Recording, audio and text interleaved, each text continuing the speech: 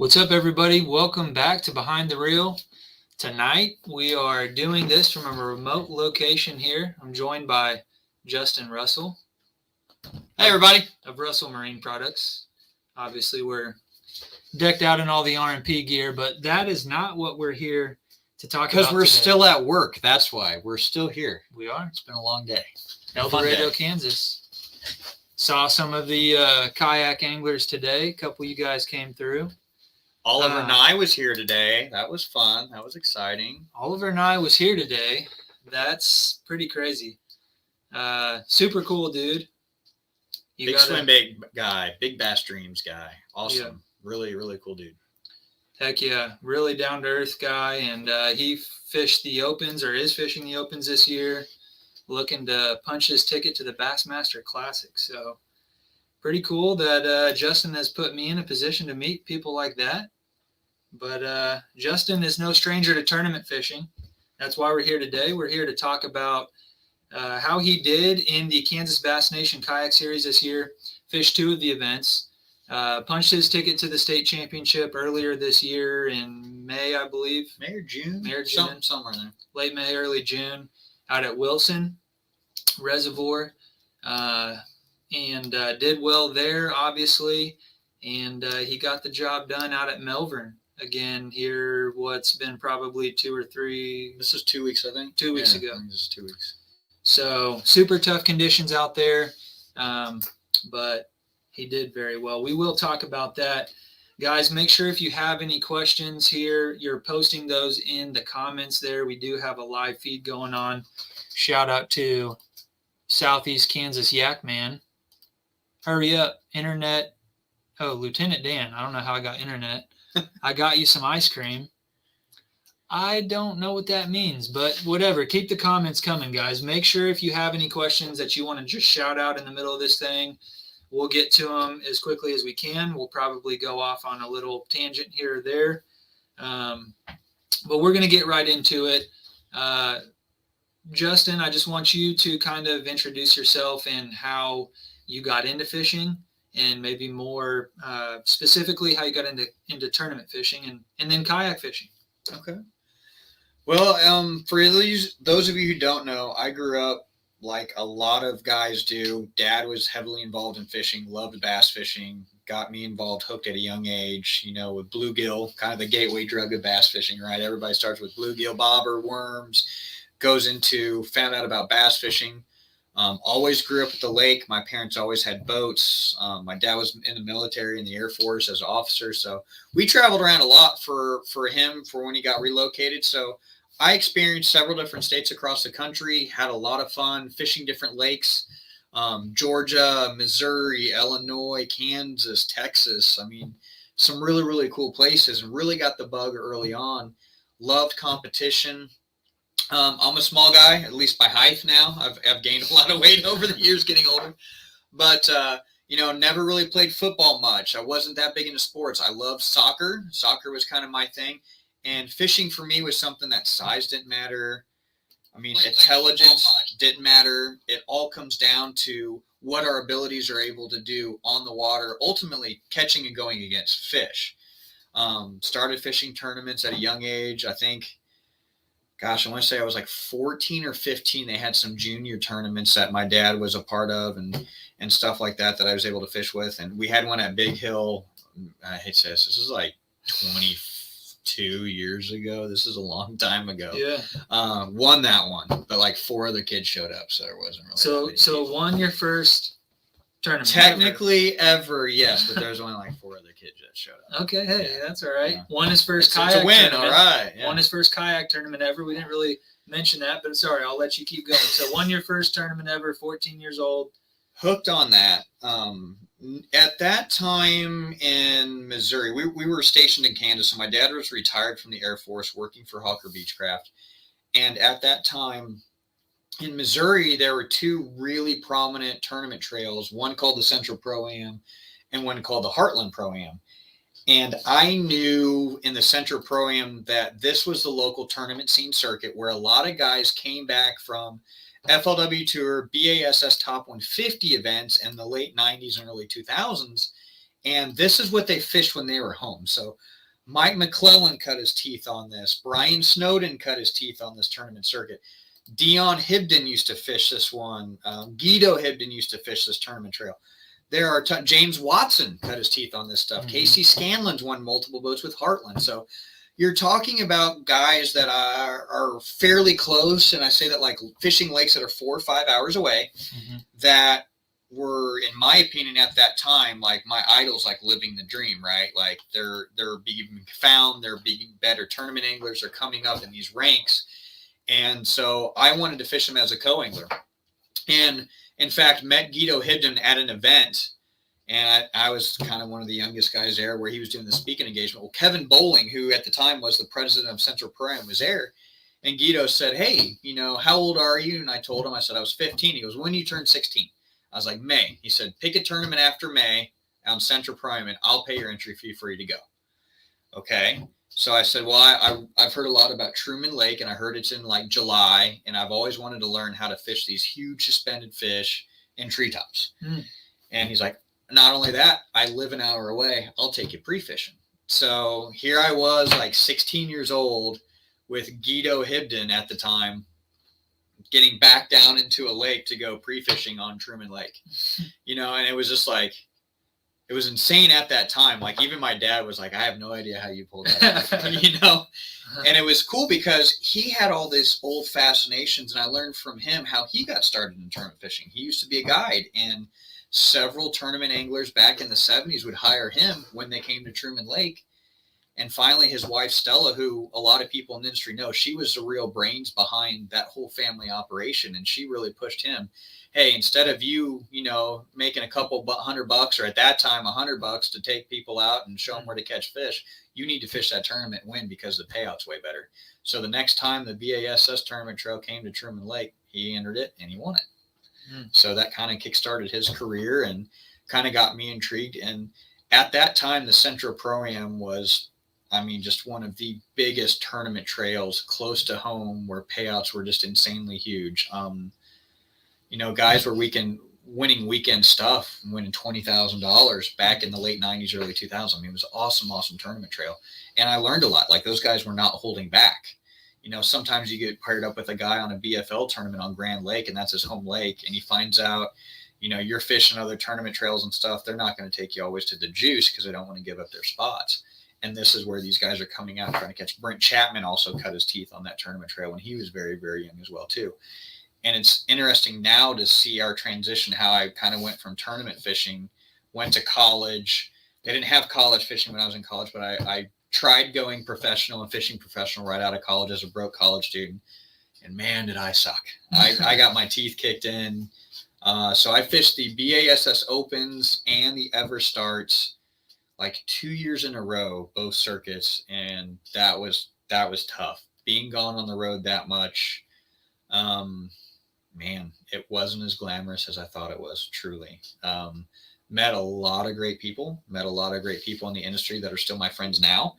Of course, that relationship's different because I'm not traveling and rooming together, but seeing some of the struggles that they went through, I mean, everybody has their own path and their own way that they want to go about doing this.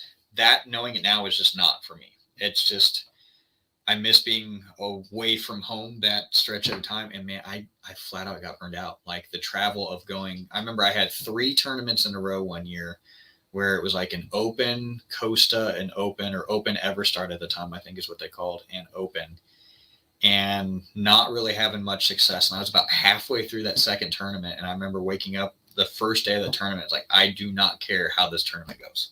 Like I would be completely fine saying I can't do this and packing up my shit and trucking back home. And it was like, okay, I need to reevaluate how I want to do this. You know, I was working a ton, trying to get some side hustles going, married, young, you know, trying to figure this out. And I just got so burned out. So I told some friends at the time, like, I'm going to hang it up for a while, reevaluate if this is something I really want to do. The juice isn't worth the squeeze for me right now with what I want to do. I'm tired of banging my head against the wall. I'm not good enough. I'm not putting enough time on the water when I am home. So at that moment, it was like, if I come back and do this, I want to do it from a place where I don't need tournament winnings. I don't need sponsors covering, any expenses. I want to be able to do it my way under my own control. So started forming Russell Marine Products. Been doing fiberglass repair for a long, long time. Right out of college, I went to work with Ranger Boats. Worked down there for about a month on their service department, learning to do fiberglass repair. Came back home, started doing fiberglass repair. Took me a couple years to gain traction, get that going. And every once in a while, I would get some phone calls or texts from some friends from the tour days of, hey, got a new boat, have a problem. You're the Lowrance man. Can you help me out? Yeah. Sure. Walk them through some easy setup stuff. Then it was, hey, what do I need for my boat? I'm getting ready to order my stuff from Lowrance or getting ready to order for my stuff from my dealer. I always still, even though I got burned out on like that much travel, I usually always fish the state qualifier stuff back here for the Federation or the TBF, and had some success making the state team here and there, not here and there again, making it. And I would always end up fishing around the same people from some of the tour day stuff. They used to fish the same stuff. Yeah. And I'd be in a lock with them. I ended up like 8 boats down on the lock, just fixing guys' Lowrance issues and selecting correct transducers. And finally, one guy was like, you just need to be selling this stuff, man. Like, nobody has the information. It's super complicated, scares the hell out of me, and I don't know who to call about this. So that was like, oh, okay, well, I guess since I kind of already know it, it would be easy to do. So we kind of started snowballing that. So somebody else kind of had to tell you, like, yeah, to a certain extent, like, hey, man, like, why don't you make a business out of this? Well, and it wasn't even that so much as like, it was a realization to me. I thought, because that was my thing, like I really liked the electronics section or portion of it. Yeah. Like it came really easy to me. And for him, he was like, this is complicated as hell and I'm scared from it. Yeah. And that was the first real reality check of like, oh, this isn't as easy for everybody. That is like, I thought this was a part of tournament fishing and you needed to know that. There may actually be a need for. Yeah. And at first it was the people who know me on tour recommended me, but it was still like, hey, help my buddy out, help me out here. It wasn't a business. Like it was a side hustle for a long time. And then as that word slowly got spread around, we started a website and Dee started helping me more. We kind of really started this out of the garage as a side hustle and grew it like 5-6 years later. And here we are now. And a lot of the like forums and stuff, you became really well known through like Bass Boat Central and Texas Fishing Forum, Bass Boat Central, later on, like a lot of Facebook groups as well too and stuff like that. So it kind of reminded me. So when you posted that you had a sales position opening back in 2019 or whatever it was, and we had met, obviously we'd hooked up through Eddie. Yeah. Shout out to Edward Smith here. Yeah. We're supposed to shout out Seth Meacham as well. So if you guys need a winterization, hit him up. We saw him at dinner and he's like, give me a shout out. So there's your shout out, Seth. He may or may not work at Russell Marine Products as well. So I saw the post on Facebook and I shared it on the Air Capital page. And I was like, I think I put somebody take this job before I do. Yeah. And one of the people that worked for me in the paint department at Kayak where I worked was like, hey, the boss can see that. Like, why did you do that? And I was like, what are you talking about? I was like, I'm not really going to apply for that job. And he's like, well, why the hell not?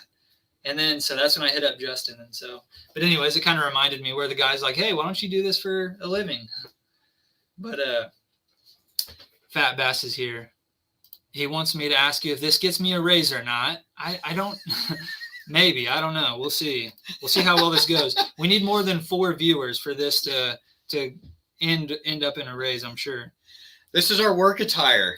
That's right. So we're at the office tonight. So Russell Marine Products. Heck yeah, guys. If you guys are needing some marine electronics, Hobie kayaks, heck, if you need a Skeeter boat, hit us up. So you kind of got your start in tournament fishing at a very young age. That was obviously from a bass boat, kind of chased the whole, open stuff and decided that you didn't want to do it as a career. When I was in college, I was convinced I wanted to fish the Elite Series or the FLW Tour. Like that's it. That's all I wanted to do. And then when I got out there and you start talking to some of these guys that you're really like idols with, or like you idolize these people, and you got to know them and kind of befriend them, and you're like, oh, that really sucks. Like, you're gone a lot. Like, not only for the fishing aspect, but then also for the business aspect. I cast, tackle shows, dealer shows, media events, and all this stuff. Working with sponsors. And... Yeah, and it turns into, it's like, man, you're really not making much money at it. And, you know, you start putting numbers together, you're like, man, that's kind of miserable, honestly. And that's not to say that, again, there are different paths for different people, and that's fine. It's just, I knew at that moment that wasn't one for me. And I also wanted to have a family, and I don't think that sort of career path is easy to have a family, especially early on. It really is difficult. But from that, kind of taking this approach with RMP and getting into the more of the electronics and learning more about the industry, it's also later on allowed me to fish more and figure out more of myself as an angler and find my strengths and being more successful at the state team level. I did fish the FLW Tour for a couple of years as a co-angler and roomed with Watson, Scanlon, Jeremy Lawyer, and those guys. So they were kind enough to let me room with them and pre-fish with a lot of them and all that stuff. So it was cool to see that different experience and different levels of competition where I never fished at the Elite Series level or the FLW Tour level on the boater side or pro side. It was always the step below that. I guess they call it like the AAA level, if you will. So, and that led to here. Obviously, you introduced me to kayak fishing, and we're putting on events and kind of always gave me a hard time that I need to come fish them. And the Wilson one was like it was either right before or right after I had a bass boat tournament there. So I was like, hell, we'll go fish it. You've done pretty well there. I think maybe like 6 months or before that, I think it was like, it was August or something, I thought. Yeah, I jacked them pretty good on one day. I had a bad second day, but yeah, I had almost 20 pounds up there on that was like 1988 or 1978 or something. And you're no stranger to Wilson to begin with. Over all the state qualifier events and stuff, a lot of them are going to end up out there over the years, I'd imagine. Yep. Absolutely. So you went out there, first time you had ever fished out of a kayak? I mean, the very first time I've ever fished out of a kayak in my life was at tournament morning. Yeah. And you made a couple bad decisions early on. I was very, very frustrated at like 8:00 in the morning. So I did go up and pre-fish that, not in a kayak. I took my bass boat and I ran around, and it was a struggle. Like, I think you thought I was sandbagging. I did not have a good practice at all. Caught him away. I caught him throwing a wiggle wort around on Main Lake points. And man, I want to say that tournament was the end of May or early June when we went. And I was surprised at how far behind we really were, because I was expecting to be on the bed sight fishing, and I did find some doing that, but not like I had traditionally in the past. So I had an idea, and I was excited because I wanted to get the captain's meeting over with and get to my spot, get in the water early and wait for that. I think it was 6:30 then we were able to cast or something along those lines. So got there, got to my spot. Wind is howling. It's raining that day. So every kayak tournament I've also fished, we've been in the pouring rain. So it was pouring down rain that morning. Get out there, and I cannot control this damn thing to save my life. Trying to cast, trying to fish. I do not cast or fish well sitting down. So it was a very fast learning curve for me of trying to figure this out. Got blown on the bank multiple times, kicking the fins up off the bottom. So I just beached it, went around to the truck, backed the truck up to it, and I've got the cart in the kayak, and I'm trying to drag this heavy bastard up the bank, and the cart wheels just like go straight down into the mud. So the kayak's in literally resting on the mud bank. The wheels are buried in the mud. I'm trying to drag this thing up the hill. It's like 7:45 or 8:00 at this point, and I am pissed. I am borderline texting you like, nah, dude, I'm going home. This is not for me at all. Not for me whatsoever. So long story short, I was like, nah, dude, I can't really do that. I'm here to help support you as well. So I was like, that's probably not a good look that, the owner of RMP is like, peace out. Especially after I just lost my tent. Yeah, that was a stormy night too. Forgot about that. Yeah, I told you to sleep in the truck. But so I went in and put down an Odo boat ramp. Odo, yeah. Odo. Dropped in, grabbed a wake bait, which I hadn't thrown around very much, or glide bait, and immediately had like a big striper follow my bait. And I was like, oh, okay. And went around a little point, caught two right about 17 inches each pretty quickly, turned back around, caught that big smallmouth, that 20-inch smallmouth, and then hit a low. Or was that on your S waiver? Yeah, the S waiver. The S waiver. Was that the 168 or 200? It was a big one. It was the big one? Yeah, it was a big one. Yeah. Nice. So had a lull for a lot of the day from then on out. So this is like 10:30. I'm feeling pretty good about this. But in the back of my mind, how I am as a tournament angler is I'm always questioning, is it enough? How many more fish do I need? Or how many pounds do I need? Or in this case, inches. And you've always got this in the back of your mind that everyone's doing better, right? Like it's not enough and you're constantly going.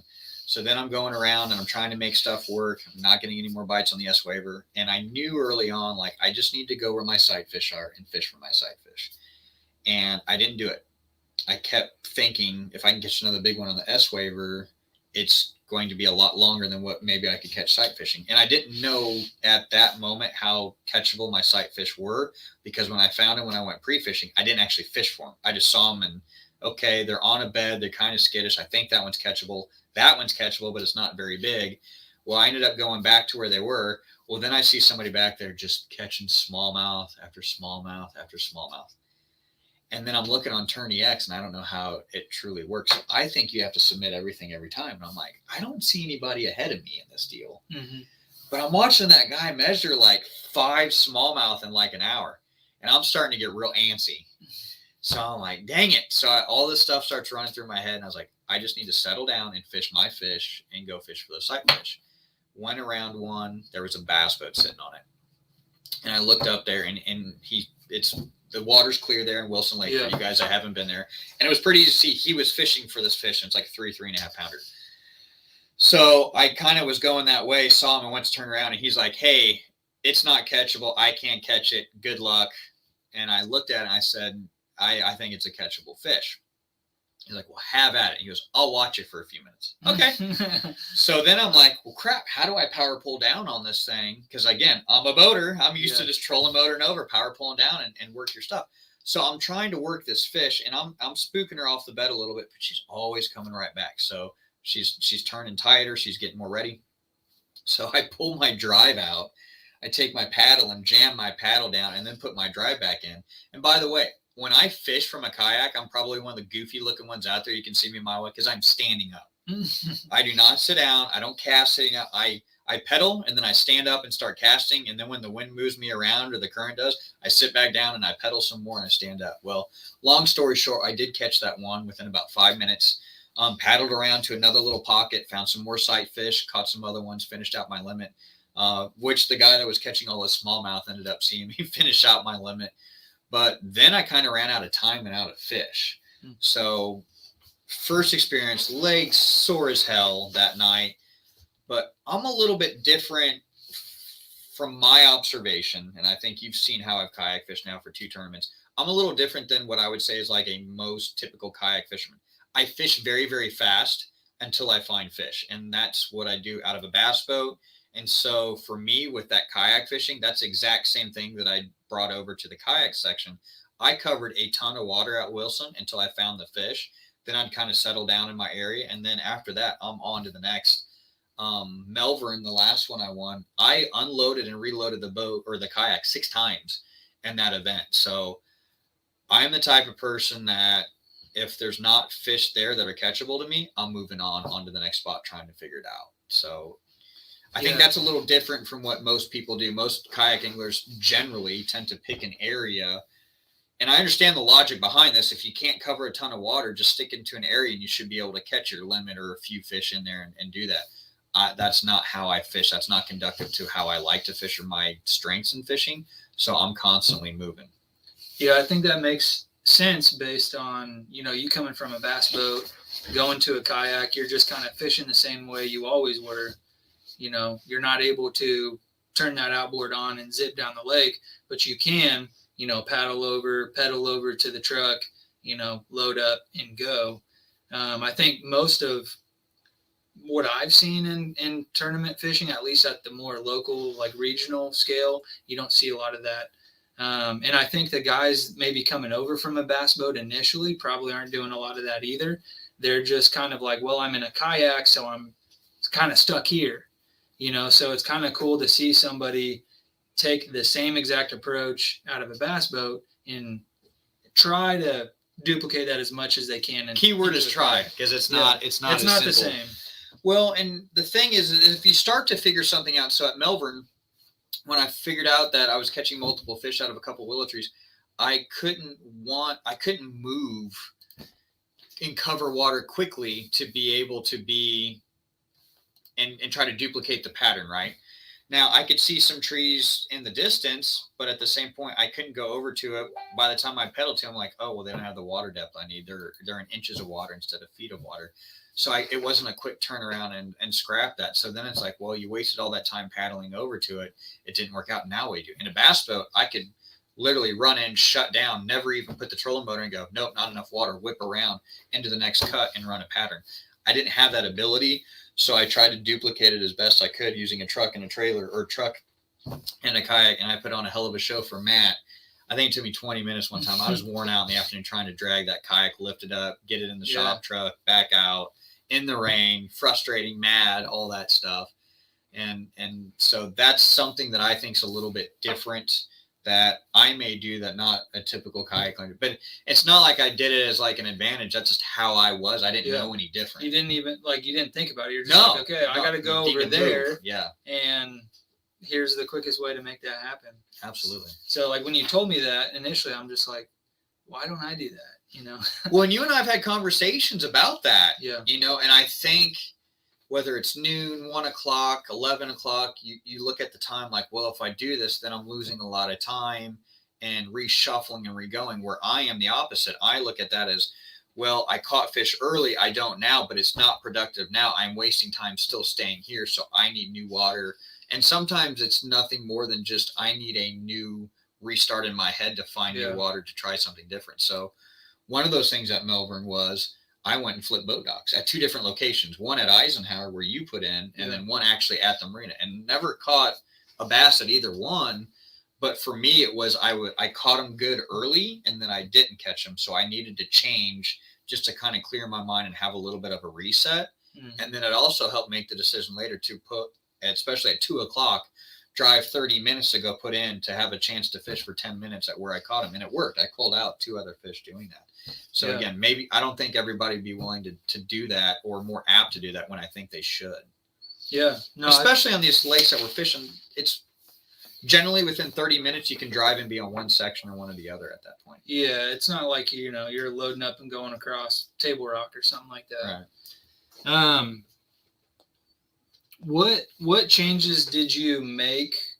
So like, when you're rigging up your kayak, like what things did you feel like you had to leave behind, or what were you missing the most between fishing out of a bass boat versus fishing out of a kayak?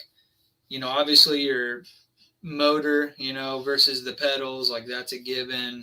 You're not going to have the storage. To me, the biggest thing that I don't like is, so I'm not going to say I'm very organized in a bass boat or when I'm getting ready for a bass boat, but I've got certain things laid out. So one, I've got 20 rods in the damn thing. I don't have that ability in a kayak. Yeah. Now, one of the things I think that I was smarter about in this last tournament that I learned at the Wilson tournament is I brought a lot of extra rods that were different. They weren't all the same action, same type stuff. But I thought at that point, well, hell, instead of my boat being my tackle box, now my truck is. So I can put on the kayak what I can put on the kayak. Mm. And then if I need to go back and grab a different rod or completely change lure selection, I can take everything out. So if they're not eating topwater, I'll leave a topwater or 2 in the kayak, but I'm taking my topwater box out and putting a jig box or whatever else I think I need in it. But that takes time to do that, of course. Yeah. For me, not fishing out of a kayak a lot and being honestly pretty unorganized, because again, I'm trying to consolidate everything that I've got in a 21-foot bass boat down into a kayak. That was a little stressful or anxiety driven for me, having that by not being able to know where everything is like the back of my hand. So there were multiple times I've got stuff in a front compartment and I'm digging behind me in a milk crate trying to find it, or vice versa, not understanding what it is. And generally, even if I'm on a bass boat fishing around, there's going to be like 3 rods I'm going to have out generally. Okay. And Flipping, well, top water. I do that a lot. Crankbait. Yes, I do that a lot. Spinnerbait as well. It just depends. But like in the morning, I may have 3 topwater rods out in the morning on the bass boat. Yeah. But by mid-afternoon goes around and maybe 3 flipping baits or 2 flipping baits and a spinnerbait, for example. Just depends on what I'm doing, what I have coming up in front of me. But not being able to have that ability in kayak, everything's more compact.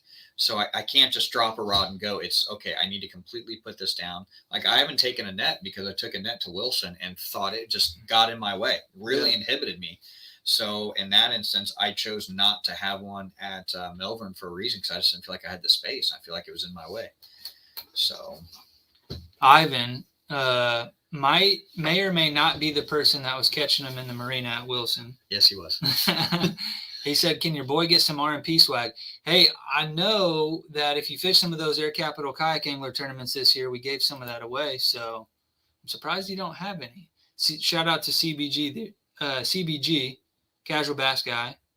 Sounds like you need a pro angler. That's what he has. He's got a pro angler, but it's not quite as accommodating as the Skeeter is. So No.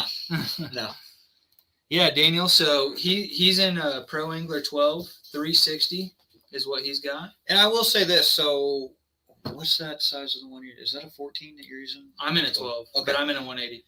So I was in that 180 at Wilson. Yep. And I will say this. I will not want to fish another tournament without having a 360. Having that ability to move more of the front of the kayak in a pivoting motion is way better for maneuverability than it was just having a rudder in the back. That was the hardest thing for me to understand and adjust to from kayak fishing that first time out at Wilson is when I move the rudder and I pedal, it literally was 40 or 50 feet for it to actually kind of move the direction that I wanted to. So a lot of time what I was doing at Wilson, especially when I was sight fishing, I was standing up, I was using the paddle to actually pivot the front of the boat, which is what I'm used to in a bass boat because you're pulling points off the front, not off the back. That 360 has more of a pulling point just a little bit above midship, so I was able to move it around. Yeah, and I actually haven't fished out of the 360 yet. Kind of crazy that I haven't. I need to, but the guys that are fishing out of it say they don't even use their rudder anymore. They're pretty much always steering with their drive. So that is definitely something like if you're going to be up in the marina or if you're going to be up in a creek situation, just having that extra maneuverability. Matt already said that. Where are you at? I said I put on a good show for you trying to load that thing. But when you load and unload 6 times, it becomes a little bit of a struggle. Man, that kayak gets heavier throughout the day. Oh, for sure. It sucks so bad. And it got hot out there at one point too. Just humid. Yeah.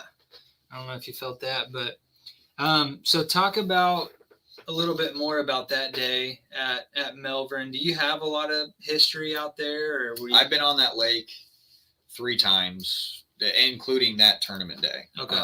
For that. So I did go pre-fish. I went up Wednesday, took the bass boat out, had a lot of wind on Wednesday. And again, I don't get hung up too much on pre-fishing. I like to find general areas where I find some fish and then turn back around and be able to go and break them down my own way on that day. But long story short, we had a south wind that was blowing against the north banks, and we were only out there I was back pretty early, wasn't I? 1, 2. Anyway, I was just confident that I could throw a topwater on windblown banks on Saturday and catch a limited smallmouth. Now, what I was concerned about is what Matt Scusius actually tried to do. I was concerned about a river bite or a back of a creek bite with largemouth. So traditionally in the past, tournaments have been won with kind of a mixed bag, but sometimes it's all largemouth. But that being said, here recently, there have been some tournaments won on all smallmouth. So I ran around, tried doing some stuff, fished the dam, normal Kansas thing, just stuff that was easy for kayak anglers to be able to go and do because I'm basic new at kayak fishing. And I didn't find anything. And fishing a kayak in the wind poses its own set of challenges. I learned that at Wilson. And I thought, well, hell, if we get a strong wind, it's probably going to be out of the south. I need to go by those north banks. I can probably cover water on chunk rock, transition banks, and throw any sort of topwater I want and probably catch a limited smallmouth fairly quickly. And also thinking this may sound kind of a jerk move, but Not everybody, I don't think, is prepared to fish in wet conditions in the rain. I've done it a ton in sleet, snow, tornadoes. It sucks. I've done it, but it's one of those things for a mental thing to me. It does not affect me as much as somebody just going out recreational fishing. Mm-hmm. So to me, it's like, okay, well, if, for example, if I fish a different tournament and 50 guys are there and it's storming really crap weather, I may only have to worry about 30 of those guys actually being mentally in it, because the other ones are like, well, this is miserable and this sucks. But long story short, I was convinced that, hey, if the wind's going to blow, it's probably going to be out of the south. And if it is, I want to go fish the northern banks, and vice versa. As the tournament got closer, you and I were watching the weather pretty closely. And you kind of had the same idea that I did, and I was a little concerned about that, which was if the wind shifts after that front side of the north, then I'm going to go fish some flats on the south side by the marina. Now, I didn't catch any over there pre-fishing, but there's tons of really big, long, big chunk rack flats out there where a lot of smallmouth are traditionally caught or would be. So I wanted to follow the wind that day. And then lo and behold, that morning, there's literally no wind whatsoever. So I went in and put over at Turkey Creek and fished around the mouth of those points that were on there through topwater for like the first hour and a half, and didn't catch a damn thing. So we started lines in at 7. At 8:35, I didn't have a fish. And there's a little pocket that I happened to come into, and I saw a couple bushes on the bank, flipped those, nothing. I saw a little bit of a tree kind of sticking above the water, flipped in there and caught like a 14-inch smallmouth, 14 and a half. But anyway, the point is I flipped in there, and it immediately like line jumped, took off running really, really fast towards deeper water, set the hook, got it in, measured it, got one in the boat. It's like 8:40. Fished some other bushes that were in the water but didn't have a lot of depth to them. And I keep eyeing, there's 2 willow trees in the water. Keep eyeing these 2 willow trees, go over. They got good water depth on them, like 3 feet at the end of it, nothing up. Pitched up towards the base, caught a 17-inch largemouth. Pitched out towards the deeper part of the water, caught a 14. Pitched to the other side, caught a 14. Pitched to the base on the opposite south side of this willow tree that's in the water and caught a 16-inch smallmouth. Mm-hmm. So it's like, okay, it's weird that they're here. Now I noticed there are some shad around, but not like there were in the creeks. So I experienced what you experienced as well. Your major big creek arms tributaries had a ton of shad in them. And there were fish under them. You could see them on your graph and stuff. I'm not comfortable fishing around that much shad, honestly.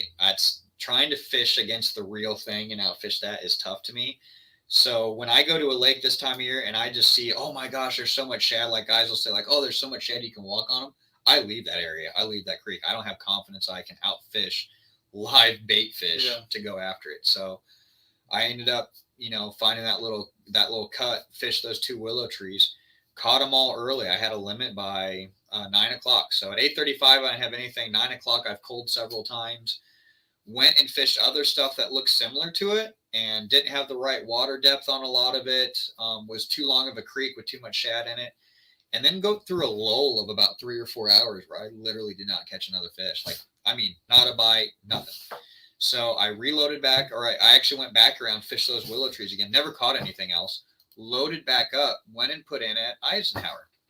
So went over there and fished the little courtesy row docks over there. Mm-hmm. Didn't catch shit. Oh, I caught a catfish. I caught like a 6-pound catfish. That was fun until you realize it's catfish. So then I load up. I go run around. Matt, you may have to help me with the name of that creek. I'm going to get it wrong. Armor Creek or Rock Creek or something. I have no idea. Well, I go load over there. There's a bunch of crappie steak beds on a secondary point. Matt's there fishing the boat ramp. And he's like, come on down, motion me come down. So I went out and backed on down, threw the kayak in, and he's like, this shit sucks. I'm like, yeah, it got pretty bad. Like, it was better earlier, but it got pretty bad. He's like, oh, you got him. And I'm like, I got a limit. I've called a few times. I was like, what do you got? He's like, I don't have anything. I was like, I'll quit, What do you say? What's the name of it? Indian Point? No, that ain't it. No, not it. Indian Point's Table Rock. That's true. But anyway, well, I went in there and I asked Matt, I was like, so shit, you kind of fished all this stuff, right? He's like, yeah, but it's been about an hour and a half. And I was like, well, how many you got? He's like, nothing. I was like, quit sandbagging. He's like, no, really. He said he went and played up in the river for 2 hours, which truly was my concern again, talking about it like I did earlier. Those river fish this time of year, It's really, really tough.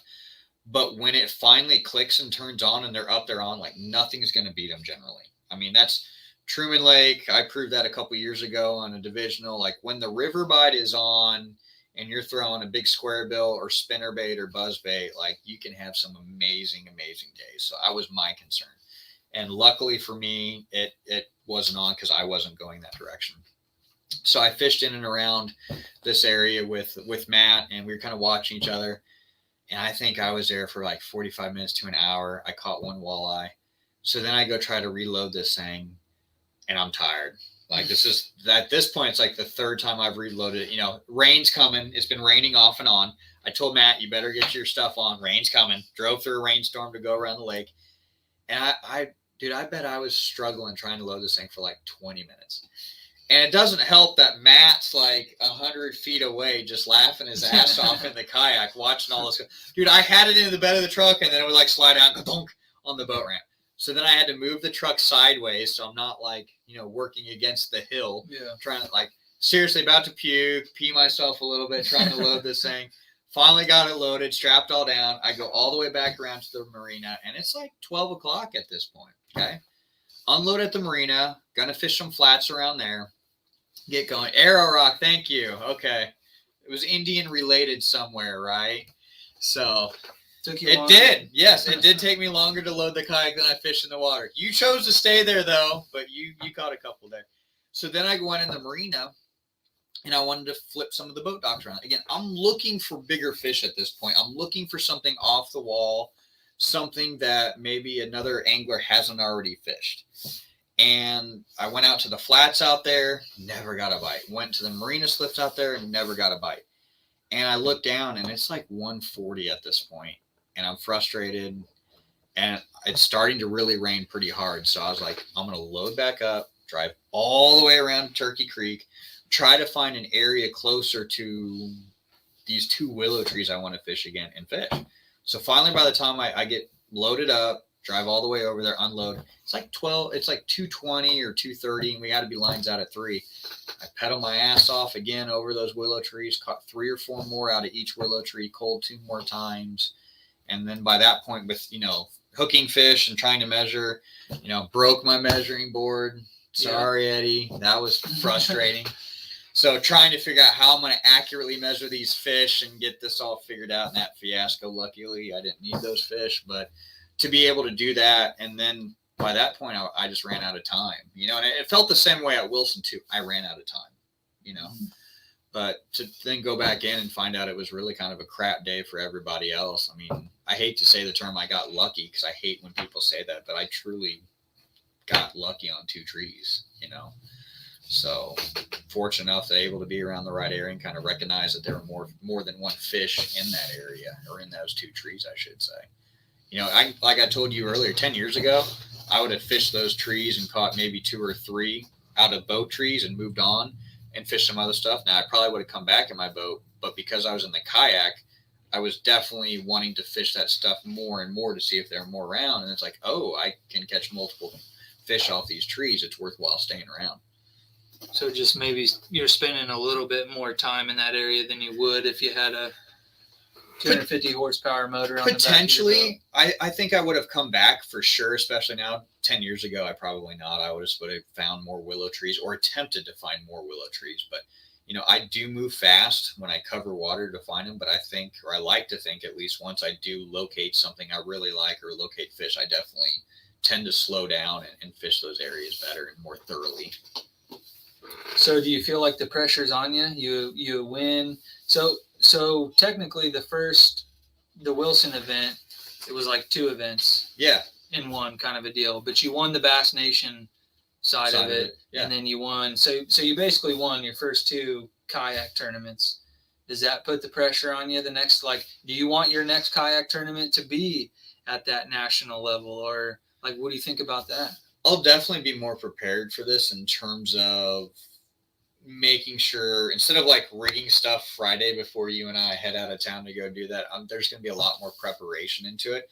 But I'm not going to approach it different than any other tournament. I take every tournament seriously, whether there's 2 people in it or 200, so I don't have any other, at least especially right now, I don't know what lake we're going to be fishing on, but I'm going to take that just as seriously as I do any other tournament and fish it and prepare for it the same way that I do for all these. I want to go down and pre-fish and cover water and locate fish and try to fish my fast way, and the ability is to do that, and make that happen. So probably no more pressure than I normally do. No, but I definitely want to represent Kansas and hope to finish high in that tournament trail and do. I'd love to be able to say the first 3 kayak tournaments I've ever fished, I've won them. That would be pretty cool, considering you go from qualifier to state champion to national champion. I think that would be wild. That'd be pretty sweet. But no, I mean, I'm going to take it very seriously and prepare the best that I can for it. I'm glad it's at a big body of water. I really like big bodies of water where we can spread out. I think I have a lot of experience breaking down big bodies of water just from my bass boat tournament days and stuff like that. What are some of your favorite ways to prepare for a tournament?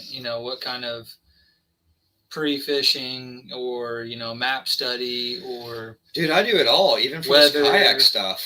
Yeah, weather I don't pay attention to very much at all unless I know wind is going to be a very big factor. So early on in the year, late in the year, summertime not so much because I like to fish offshore, but early in the year and late in the year I definitely pay attention where direction the wind's coming out of and how hard is it going to be blowing, because I think you've got a lot more bass following shad that time, where during the summertime fish follow shad, don't get me wrong, but I can go offshore and drag a jig, I can throw a big DD22 and catch them. The wind doesn't really factor those offshore fish as much, but like anything else, I do study the maps. I knew before I even went and pre-fish for Melvern, I wanted to check out Main Lake flats and flats that were in the first probably quarter of a creek, because I wanted to be able to be close to Main Lake, see where the shad were at, see how far back in the pockets the shad were, if they were in the back of the pockets at all, and kind of make my formulation from there. So in the springtime, I normally start on the first point and start working my way back into the back of a creek to figure out where they are. During the summer and early fall, I generally start in the back of a creek and work my way out to find them. And I did not find them in the back of the creek at all. They were still pretty much Main Lake first 25% into the back. I think we were just a little too early for that. We were, yeah. It's been a warm fall. Like right now is probably the time. Yes, I would agree with that, yes. Daniel asks, are you going to put a trolling motor on that thing? Yes, probably so. Two reasons for that, really. One day events are not as problematic as multiple day events, and going to a national tournament trail with multiple day events, I don't think, honestly, how I like to move a lot and fish, I don't think my legs could take that. And 2, that'll give me more opportunity to stand up more while fishing. I'm very comfortable standing on a kayak. If I have a trolling motor on, I can keep it on low and constantly adjust. I'll actually be able to cast more versus standing up, making 3 or 4 casts, jumping down to reposition the kayak to stand up to make more casts. So I'm a very numbers guy. So, the more casts I can make throughout the day, the more chances I do have of hooking and catching fish. So I do think, you and I have had conversations about, do we go stern drive? Do we go bow? Yeah. How should we formulate this? Because again, I really prefer it on the bow, but I don't want to give up that storage space up there either. What about, you put a big old heavy trolling motor on that thing? Are you going to be less likely to load up or? No. So how I envision doing it now is definitely, if I've got that like farm trailer flatbed, I either put some PVC pipe on it or maybe use one of our enclosed trailers. But no, I absolutely want to make it easier and simplify the loading process up for me, because I do anticipate still, if it's worked for me at the state level, why wouldn't it work at a national level of being able to move so much? Yeah. I still think, just as an observation, in a kayak, guys are very less likely to unload and reload multiple times. Yeah. I still see a lot of guys, or if they do it, they do it one time. And I'm not the type of guy that wants to wait for the fish to come to me. I want to go find the fish, especially in the springtime where they could be moving up in different stages in different parts of the creek. I want that ability to be able to move quickly, reload if necessary, to be able to follow them. Ryan Lee, yo, J. Russ, Congrats on the big W, Longnecker from your old hood, by the way. Ryan Longnecker. That's been 20 years, man. Went to high school with him a long time ago. Heck yeah. Heck yeah. So let's see here. How do you think fishing from, like, you're pretty much using the same methods, I guess you would, from a bass boat when you're going into a kayak? Do you think that, I guess it has helped you, and you're basically just trying to do the exact same thing? I fish the same way. Yeah. I'm a power fisherman. I don't do well drop shotting. I don't do well finesse fishing. I can do it when necessary, but it is not the preferred way for me to go fishing. I'm flipping big baits, heavy weights, throwing a lot of top waters, covering water. I am looking for those bigger type fish. And it's no different whether we're measuring inches or pounds for weight for this deal. It does not matter. The bigger, the longer the fish you catch, the better the chance you are got of winning. So for me, a finesse thing, and this is not the right logic always, because I've caught a lot of big fish on the Ned rig here at El Dorado.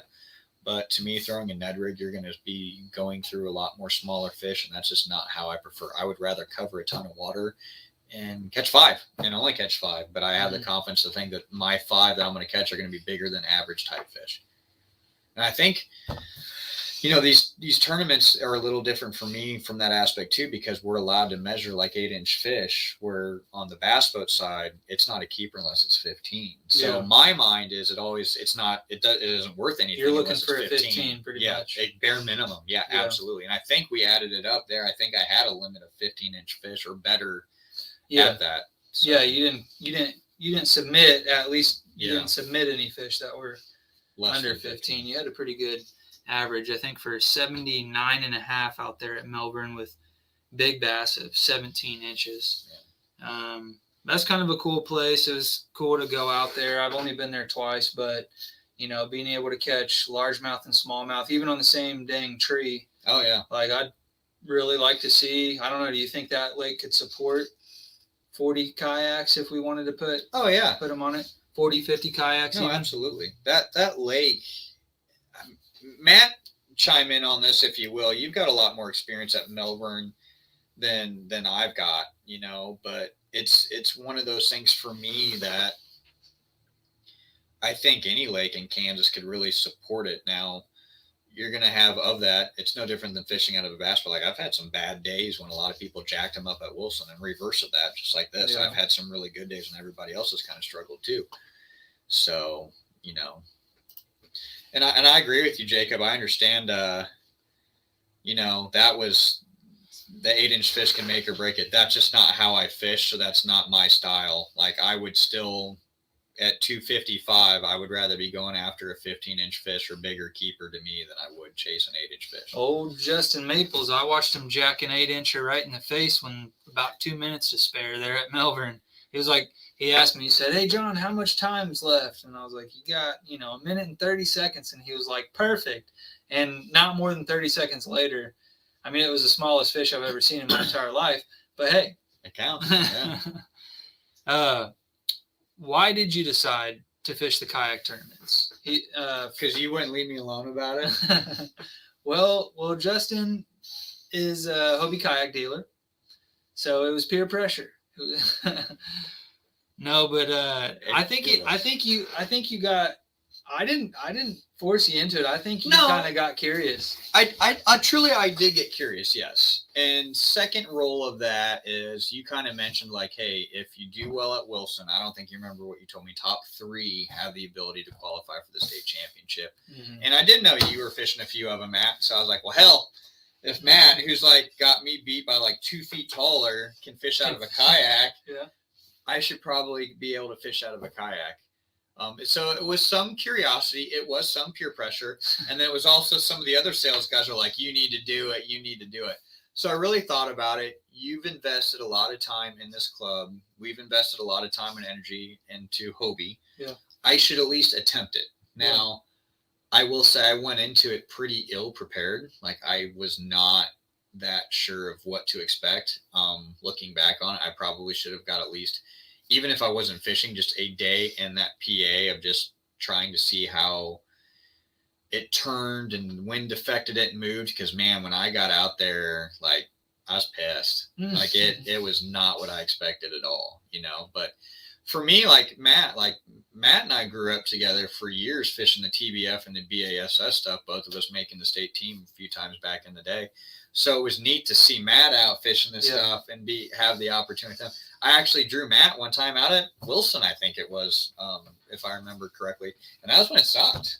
Like that was when it was really tough fishing out there. At Wilson. Yeah, at Wilson. This is 7, 8, 9 years ago now. Fairly new. Like, how long has Wilson been fishing good?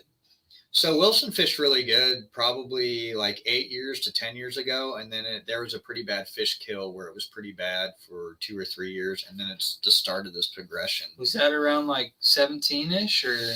No, it was further back than that. Okay. Man, I'm trying to remember the year. Matt will know, but I think I weighed a limit of smallmouth that were over 15 inches each, and they weighed like 6.5 or 7 pounds, and I finished third that weekend on the second day. Like it was pretty shitty. Yeah, it really was. It really, really was. But it's back better than ever. I mean, what do you? It's been consistent for a while. I think it's going to get burned again. There's a lot of tournaments that go out there. Yeah. Nebraska, Colorado, Kansas, even some Texas Panhandle guys are driving up there for it. It's a cool fishery. It is. You can fish it a lot of different ways. It's big smallmouth, big largemouth. Yeah. There's not a lot like it in the state. No. It's kind of its grass, rock, bushes, docks, tree stumps. I mean, it's got a lot of different ways to fish it. Rivers on. You can catch them out of the river up there too. So it's got a lot of different ways. I think they also, part of it getting, or the potential for it to get burned, they just like double book and triple book tournaments and like. Well, there was a bass boat tournament when we were there. Yeah. I think there was 2 of them. Yeah. Going on the same day. So I think they had like 3 events going on the same day. And, you know, when we booked our, you know, tournament or whatever, when we got our permit or whatever for it, you know, there wasn't any, and I don't know if those guys, when they got their permit for it, if anything was said to them. So it's almost like somebody in the front office maybe needs to, and I don't know if they even think about that sort of stuff, but yeah, I mean, same page. You know, Melvern had 37 anglers last April, he said. So it can support probably even a little bit more than that, I'd imagine. What got you into being a Hobie dealer in the first place? Because I didn't want to be a damn boat dealer, even though we are now. Eddie was big. Engineer Eddie. So I've known Engineer Eddie from the start of RMP. So he's been with us for 8 or 9 years. He's always done this kayak thing and kind of done like a little bit of fly fishing, a little bit of canoe fishing. Kind of got into this kayak tournament stuff. He had a good tournament. He took like 3rd at one. It was pretty excited about it. Eddie did really well when he fished with us. He's won a couple. He's done well in several of them. Mm-hmm. So Eddie was kind of like, hey, if you don't want to be a boat dealer, would you consider kayak? They don't have a Hobie dealer here in the state, or at the time in the Wichita area. Excuse me. There's one in Kansas City. And so I knew you were kind of into it, and Eddie and I just kind of looked as an untapped market. Eddie and I are business owners, so we're looking at opportunity, of course. And so the idea of it then was, well, hell, if we're going to get into this thing, might as well try to be the best, because if you want a lesser type kayak or a cheaper kayak, we have Cabela's right down the store, and Academy, and you know, Gander Outdoors, all these other places. And it was like, well, let's just try it, you know, and tried it for a few years and been pretty successful with it. And then it's like, well, if I'm going to be selling some of the product alongside you, I better be able to fish out of it or know what I'm at least talking about when I am trying to sell these things and have that experience to make it more relatable to our customers. So that's what kind of led to Hobie. And when we first contacted them, they knew who we were already. They were excited to have us on board. So it was neat to have somebody excited that we were coming on board as a dealer, just from our reputation in the industry already with our electronics and our how-to videos and stuff like that. Yeah. Heck yeah. So, and I know Eddie because he was fishing the tournaments. Actually, I met Eddie out on Butler State Fishing Lake, and he was in a canoe at the time, and he was jacking them out there. And I just rolled up on him. You know, I didn't know what this etiquette thing was. You know, it was the first kayak I'd ever owned, a little $200 sit inside Emotion, you know, piece of crap Cabela's kayak. And got you started though. Paddled over there and I was like, hey, what's up, man? started this club, and he was freaking car topping a canoe on his hatchback Saab at the time. Yeah. He was dedicated for sure. And so yeah, he obviously, I got hooked up with RMP that way, and very happy with Hobie's. They're hard to beat for sure. Daniel says you did it all wrong, starting off in a PA. I thought it was law that you must start off in a 10-foot paddle kayak. Oh no, see, I had Eddie and John over here saying there's no way in hell I'm going to start off paddling. No way in hell. So no, I had the opportunity. Eddie actually had the first PA, so when we got some of our rentals in, I took my wife and our 2 kids out on it. I'm like, you know what? This pedaling thing really isn't half bad. So I did have a little bit of experience, but I was in a tandem with my son, so didn't have the same motions, and I obviously wasn't trying to cast or stand up at the time. But yeah, I mean, if you're going to start off, might as well start off with the big bad boy, you know.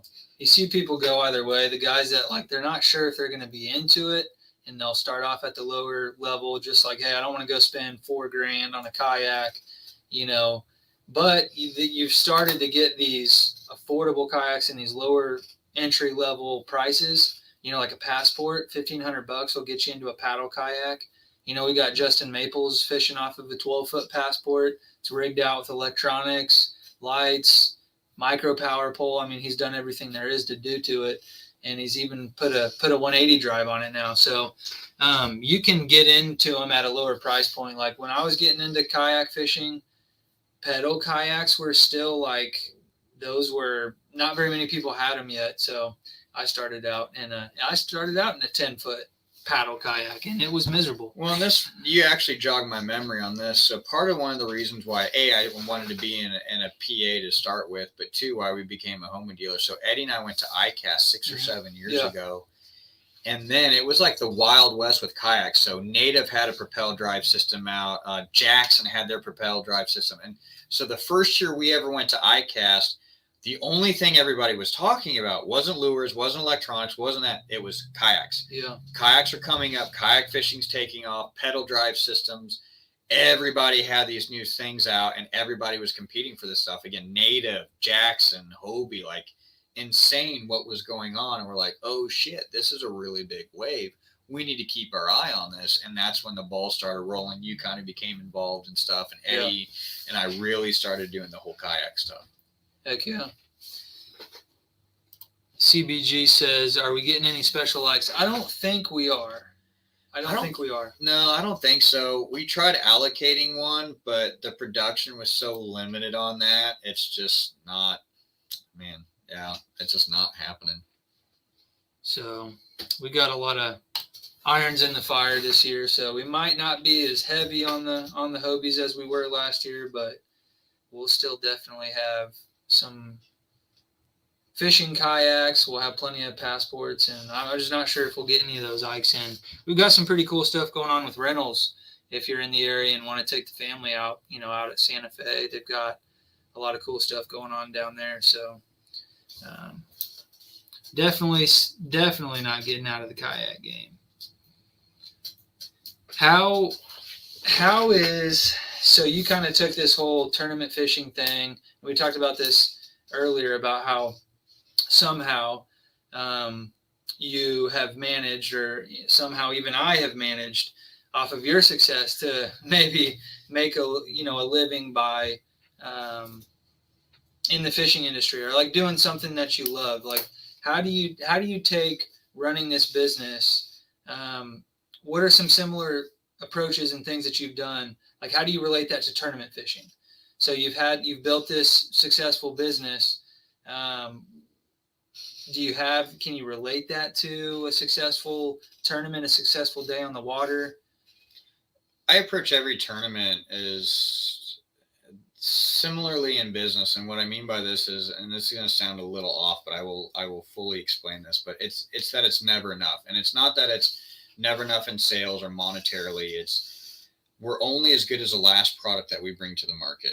In tournament fishing, I'm always fishing as I don't have enough weight to win that tournament. So it's competitive drive. I'm a very, very competitive person in business, in kayak tournament fishing and tournament fishing in general and fun fishing. I'm a very competitive person with that regard. So this for me is a need. It's a filling an itch in that realm. So there are a lot of similarities to it. Business does not matter how big you are, how small you are, how strong you are, that sort of stuff. Tournament fishing is the same way. Mm-hmm. So it's a situation to where I think you can approach things very similarly, and they happen for me to be in the exact same industry.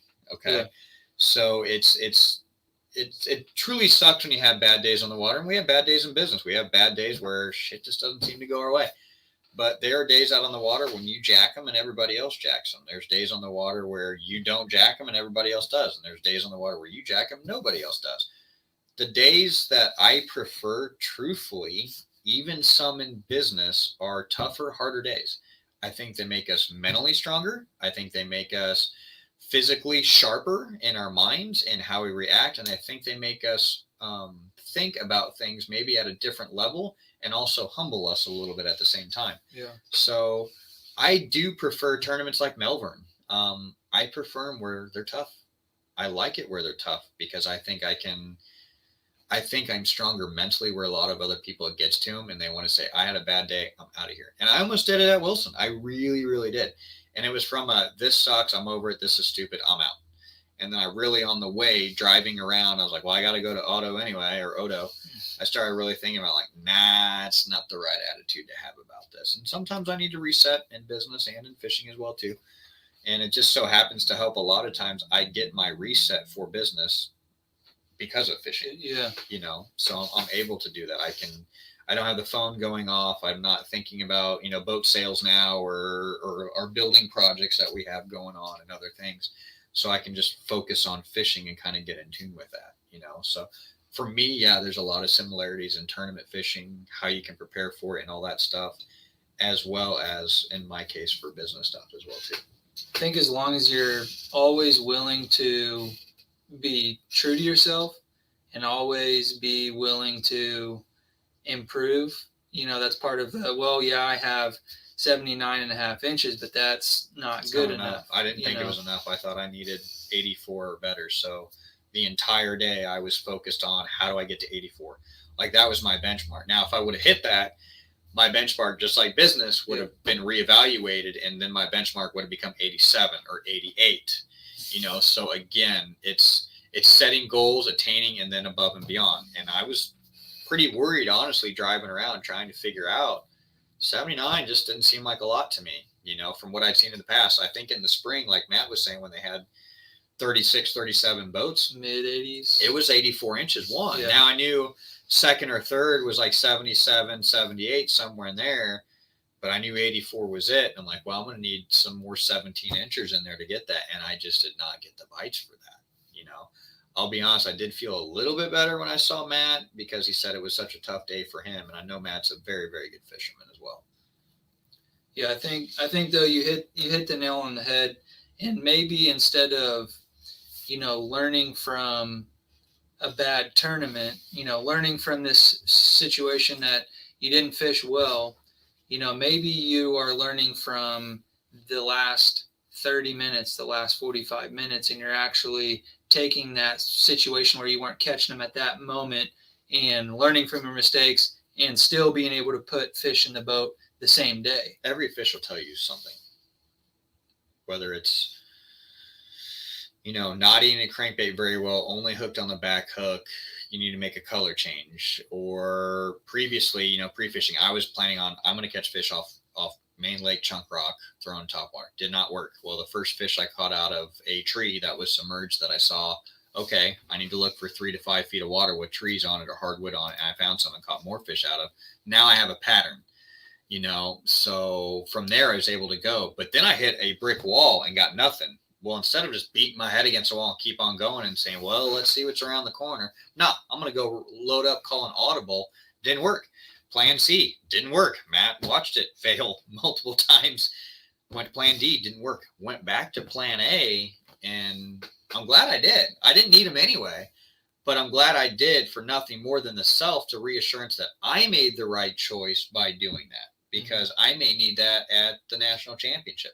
It's no different than business. You try these different things, fail. Well, let's get back to the basics as to what we did to be successful before. So from a business coach side, I tell a lot of people there's a million ways to make $1 million. Find your way to be successful and you won't have to worry about things. There's 100 different ways to catch bass out of a lake. You have to find your way by your strengths and getting back to, a lot of times it's getting back to the basics and be successful. I caught him flipping a tube. I did not have a secret bait. I did not have a secret color. I didn't have a secret spot. It was a Snack Daddy Lures tube that they sell out of, that they literally catch on every damn lake in Kansas.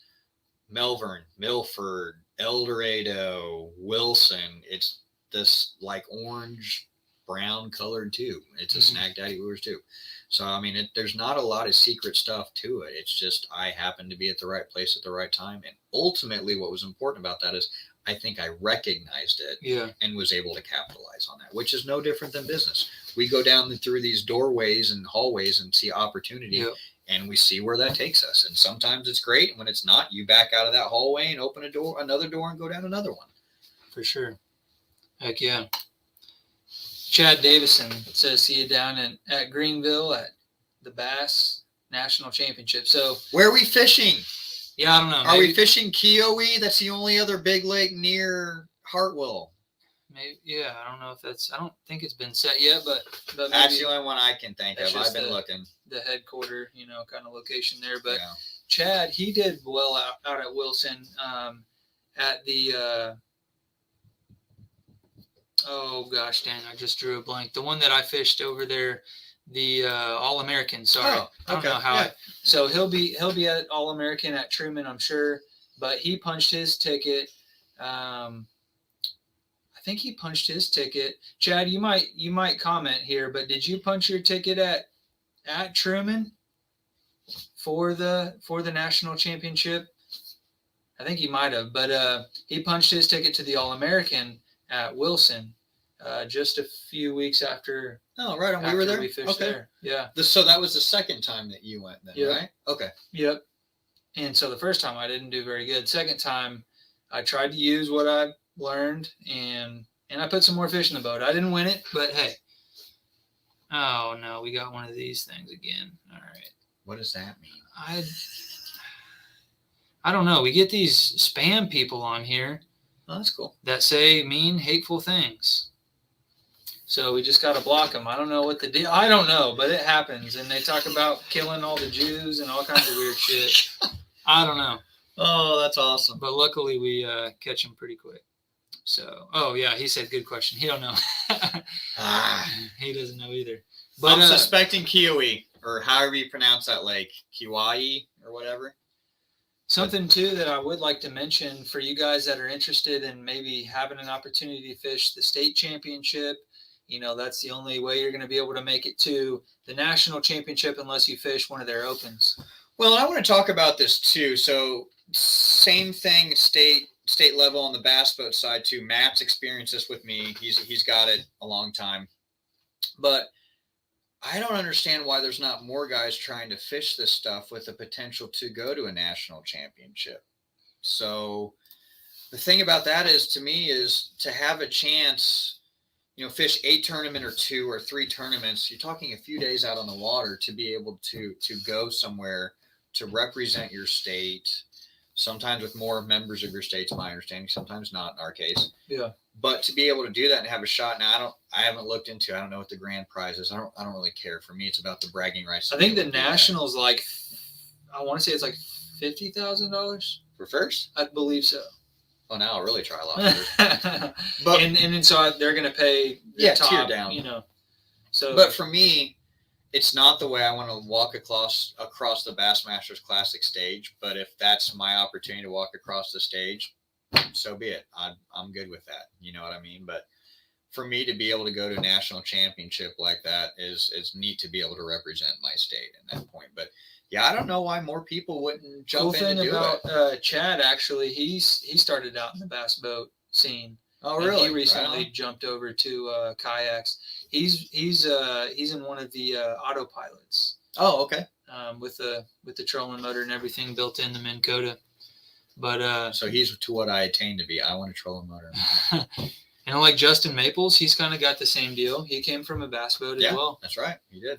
So there is a lot of that, and it's kind of crazy to think that people are coming over from the bass boat world, but it is different. But I think that if people use, take anything away from tonight, it doesn't have to be as different as you think. Like, you think you're in a kayak and you're just stuck in this one area because you can't go 70 miles an hour, but you can pull a Justin Russell and just load up and go to the next spot. I think we'll probably start seeing a lot more people do that around here, at least at the local level.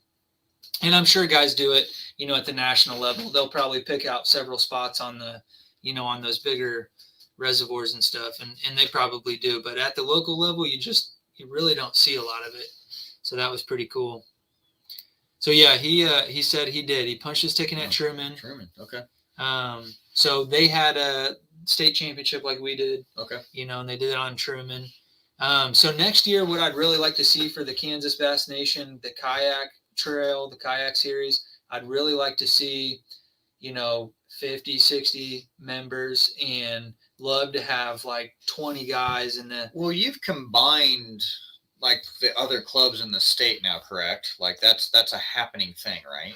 No, that'll be something that we'll do like with the Kansas Bass Nation deal. So all those guys from all the different clubs will have an opportunity to kind of get together. And if we have, 10, 20 guys from each club, we could pull a really big group of people together. And, if nothing else, just bragging rights. I mean, the more the better, regardless of whatever lake it's at, but just anything else, just pure bragging rights. Sure. And everybody's kind of fighting for that spot, but like the more people that are involved in it, the bigger the payouts are going to be at the end of the year. And the more people we're going to be able to send too. Like in the bass boat side of things, you're sending what, like 10? Well, no. So we've got a divisional. Oh, that's the regional. Yeah. So you've got the regional where 10 guys will go, but from there, national level, it's a single guy from your state. Okay. So when you go to the national championship, you're competing against like 50 guys from 50 different states, and then a couple people from like Mexico, Spain, South America. I mean, it's a very small controlled group. So that's kind of an advantage too. And I don't know, maybe through the years we'll see that disappear, but we don't have a regional. We have a state, and then we go straight to national. So the state guys on the bass boat side of things, they have to duke it out at the regionals. Oh yeah. But before they ever even get a chance to walk across that stage. Fat Bass, he's not going to let it go. He wants that videographer job. Just keep at it, buddy. I like your persistence. We're going to need another videographer here in the future here, probably next May or June. So we got some stuff. Shoot. Yeah, we got some stuff coming down the pipeline here. Make sure you're still around. I'll sell all the boats there. Depends on how many show up. 20,000 this year. Okay. Is I think what he was saying for the payout for the national championship. Kayak world is so much smaller than the bass boat world. Oh, hell yeah, it is. Yeah, for sure. I started from the bottom. Now we here. Okay, thank you. Whatever. If guys pay their entries early on, they won't feel like it's too expensive. I know I felt for a sec like, man, this is pricey, but I was still. That's the other thing too. Like, I'll comment on this from the bass boat side. This is a drop in the bucket, man. So again, from a bass boat perspective, like for me to go fish a state qualifier, I'm trying to pull this up. Matt, you may have to help me on the entry fees here. On the boater side, I want to say it's like $350. Yeah. If I'm going to pre-fish a day or two, hotel room, I'm $1,500 in it. And to do this correctly. And what I mean by that is, lodging. Yeah, if you've got bass, gas, food, lodging, flat tire, expense, something popping up, emergency tackle, you break a rod, you're $1,500 in. So John and I do it pretty damn cheap. We slept in our trucks. Well, at Wilson, I guess both of them. Don't recommend that. Well, you do that Wilson because your tent blew away, but it wasn't as bad at Wilson as it was at Melvern. But yeah. John and I slept in our trucks each event. we had the entry fee. Obviously, you don't have gas for your kayak. We had a little bit of food expense. We both brought coolers and snacks and stuff like that. But truly, man, it's pretty damn cheap from a kayak, you know. And I don't want to sound like an ass by saying this, but if 40, 50, 60 bucks on some of these entry fees really make or break you, man, I don't know if you really should be out really fishing them, you know. But I do agree, maybe some early on stuff, you know, early on would be a good way to do it. I think we start maybe January or something. Yeah, getting some interest going now, or, you know, whatever early on, get people, because I think that's what happens is that you already have your normal $40, $50 entry, and then you have to pay, you know, Bass Nation, Kansas Bass Nation, then you have your, you know, KBN entry fee. I mean, you could definitely wrap $200 or $300 up into your entry fees if you just wait till the last second. That's true. But if you get, you know, your bass, all you got to do, guys, for those of you that might be watching that don't know how to get involved in these tournaments, you have to be a Bassmaster member. So you can go to like bassmaster.com. It's like a $15 membership per year. And I think there's probably like 3-year or 5-year deals that you can get to save a little bit of money in the long run. And then so once you're a Bassmaster member, just hit me up if you're in Kansas. Give me your Bassmaster member number, and then you're talking $30 for Bass Nation, $30 for Kansas Bass Nation, and that'll get you as a member of the Kansas Bass Nation Kayak Series. And then you're just looking at entry fees, you know, for the tournaments from then on. So you got $60, probably $75 in membership for the year, basically. And that stuff does go back, you know, to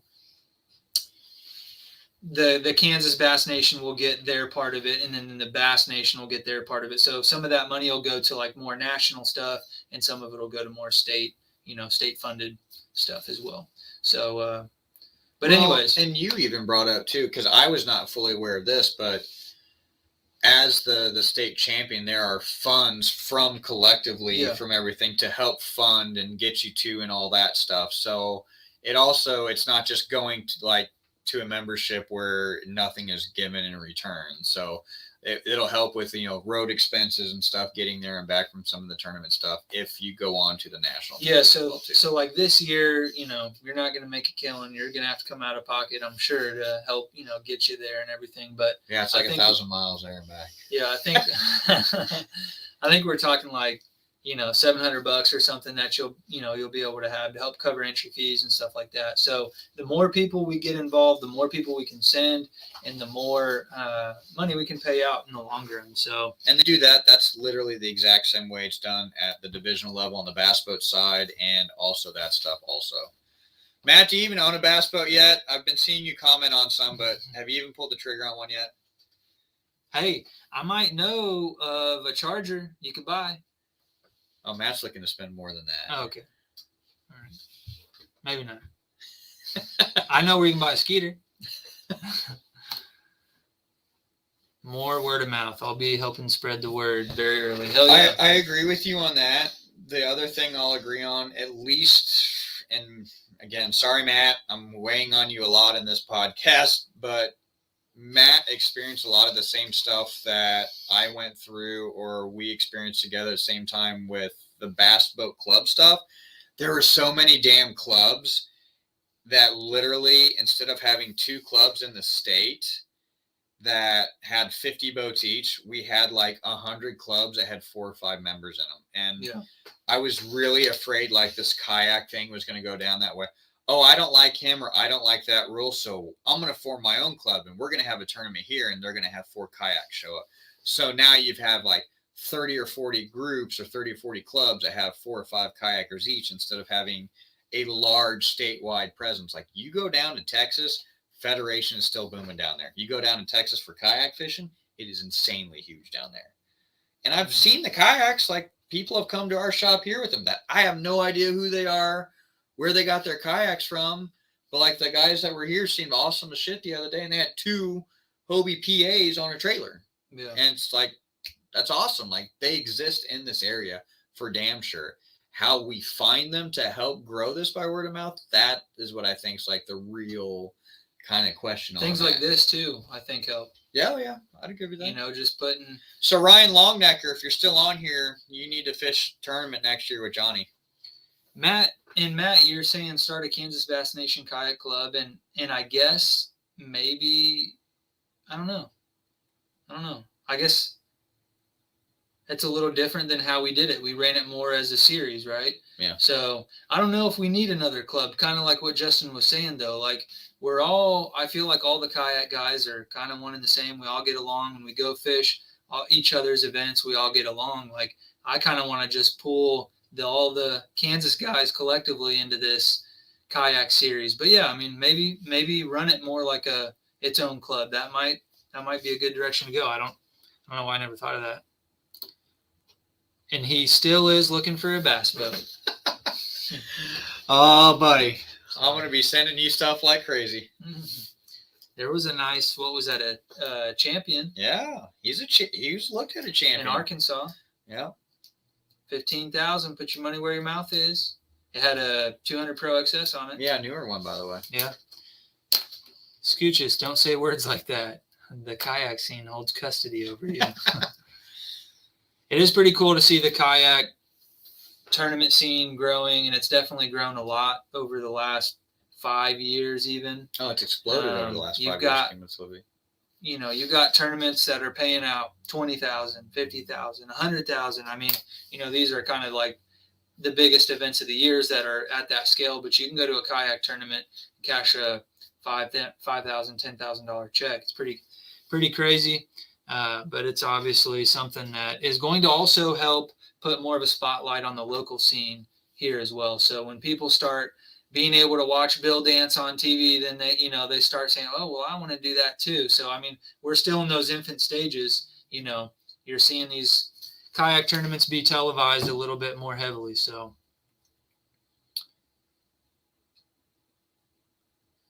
Fat Bassa says we need to do a R&P YouTube video about the Kansas Bass Nation Kayak Series, maybe? I don't know. Maybe we do. I mean, we do have the state champion after all. Somebody likes a red beard. White 6-inch cranks. That was Matt's deal this year for sure. Definitely his deal. Cool, guys. Well, I don't know about any of you, but I am pretty worn out. You still got a pretty long drive. I got about 45-minute drive. The storms kept us up last night. And I don't know about you up there, Matt, but man, it was rocking and rolling down here pretty hard. You got beat up by the wind and everything today out on the water, didn't you? Yeah, it was rough and windy, but we caught enough white bass and a few big wiper that we were able to have fish tacos for lunch with Oliver and I. That was pretty cool. That was cool. That was way cool. That was like a lot of people probably never get to do something like that. That was pretty awesome. CBG, you might appreciate that. So yeah, we literally, like, Justin caught fish alongside Oliver and I, and they came back to R&P and they cooked them up for us. And the chef that is Josh, he knocked it out of the park, and we ate fish tacos. It was badass. At a tackle shop. So I've never said that. I'll never say no. Never want to limit ourselves. There's something in the works. We're a few years away from that, but yes, there is something in the works for that. If things continue down the correct trajectory that they have been, yes, that something like that will be coming. Yes. Both like brick and mortar here and shipping and all that stuff. So you'll have a Ozark Flash headquarters then. Yeah, there you go.